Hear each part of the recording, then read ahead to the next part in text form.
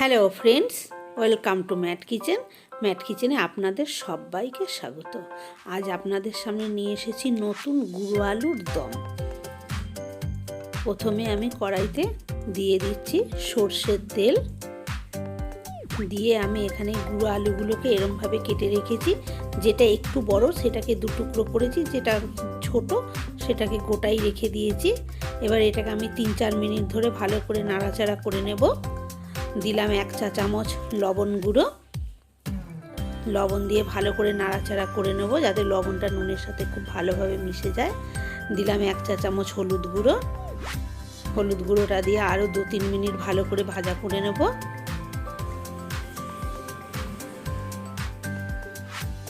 দেখুন আলুগুলো ভাজা হয়ে গেছে।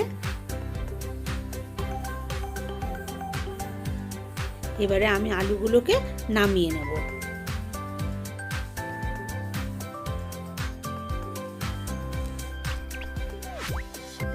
আলুগুলো আমি নেড়ে কড়া ধুয়ে নিয়েছি।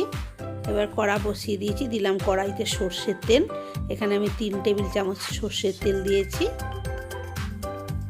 এবার আমি দিচ্ছি গরম মশলা। প্রথমে দিচ্ছি দারচিনি, এখানে আমি একটা বড় দারচিনিকে টুকরো করে দিলাম।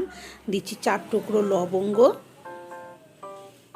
দিচ্ছি 4টে এলাচ, আমি এলাচটা ফাটিয়ে দিয়েছি।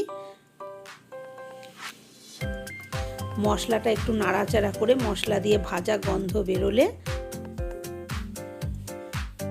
আমি দিয়ে দেবো কুচিয়ে রাখা পেঁয়াজ। আমি এখানে 2টো মিডিয়াম সাইজের পেঁয়াজ কুচিয়ে নিয়েছি। পেঁয়াজটা আমি আরও 3-4 মিনিট একটু নাড়াচাড়া করব। অবশ্যই এটাকে আমি একদম লো ফ্লেমে নাড়াচাড়া করছি।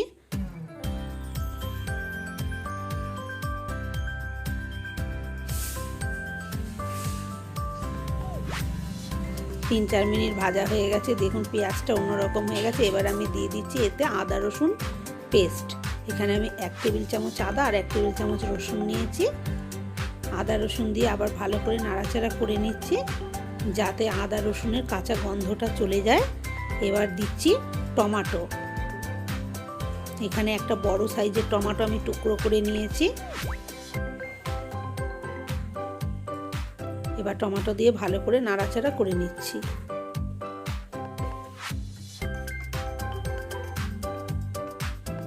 এবার দিচ্ছি 1/2 চা চামচ লবণ। লবণ দিলে টমেটোটা তাড়াতাড়ি নরম হয়ে যাবে।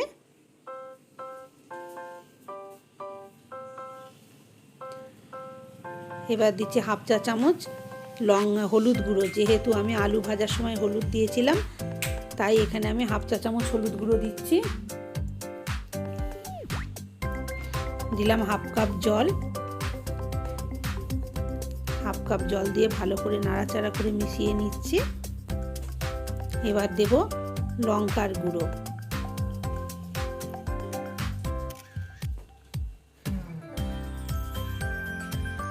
দিলাম 1 চামচ লঙ্কার গুঁড়ো, 1 চামচ ধনের গুঁড়ো দিয়ে খুব ভালো করে নাড়াচাড়া করে মিশিয়ে নিচ্ছি। আরও 3-4 মিনিট কষে নেব।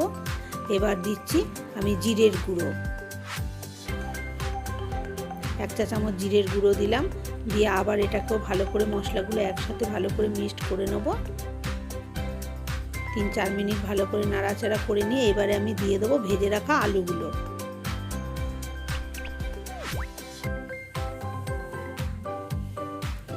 ভেজে রাখা আলুগুলো দিয়ে এবার খুব ভালো করে সমস্ত মশলার সাথে মিশিয়ে নেব আলুগুলোকে।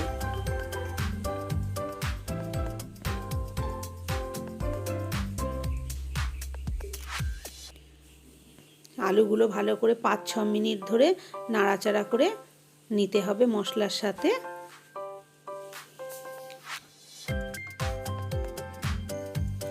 এবারে দিচ্ছি 1/2 চা চামচ লবণ।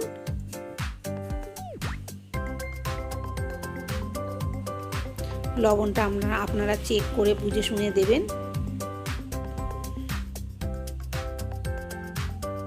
এবার দিয়ে দিচ্ছি আমি জল। এখানে আমি 1 কাপ জল দিয়েছি। জলটা প্রায় 200 ml। জলটা দিয়ে ভালো করে নাড়াচাড়া করে এবারে আমি এটাকে ঢাকা দিয়ে দেবো 8 থেকে 9 মিনিটের জন্য। 8-9 মিনিট হয়ে গেছে। দেখুন জলটা পুরো শুষে গেছে, মশলার জলটা।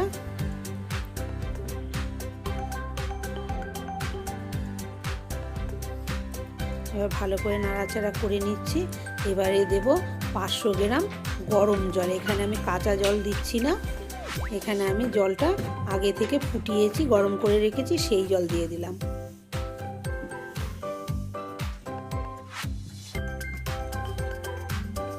জলটা বন্ধুরা আমি নিজের ইচ্ছা মতন দিলাম, আপনারা যে যেরকম ঝোল রাখবেন সেই হিসেবে দেবেন। এবং আমি 3 মিনিটের জন্য এটাকে ঢাকা দিয়ে দেবো। 3 মিনিট হয়ে গেছে, দেখুন।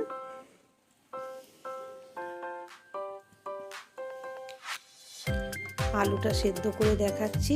আলুটা কেটে, আলুটা একটু শক্ত আছে। এবারে দিয়ে দিলাম হচ্ছে 2 টেবিল চামচ ধনেপাতা কুচি, দিয়ে নাড়াচাড়া দিয়ে আমি আবার 4-5 মিনিটের জন্য ঢাকা দিয়ে দেবো, কেননা আলুটা এখনো পর্যন্ত আর একটু সেদ্ধ হবে তাই।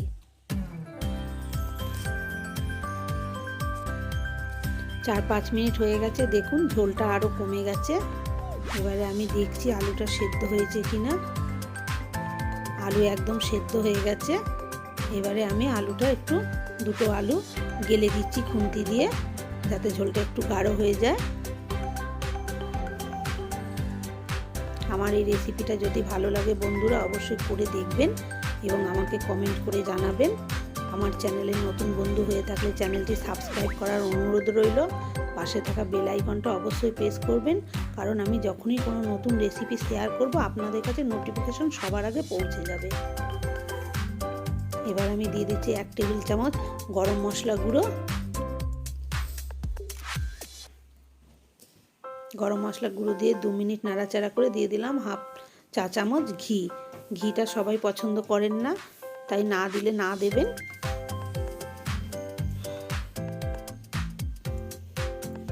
এবার এটা আমার হয়ে গেছে। এবার আমি এটাকে নামিয়ে রাখবো। নামিয়ে আমি সার্ভ করে দেখাচ্ছি। ভালো থাকবেন, সুস্থ থাকবেন। ধন্যবাদ।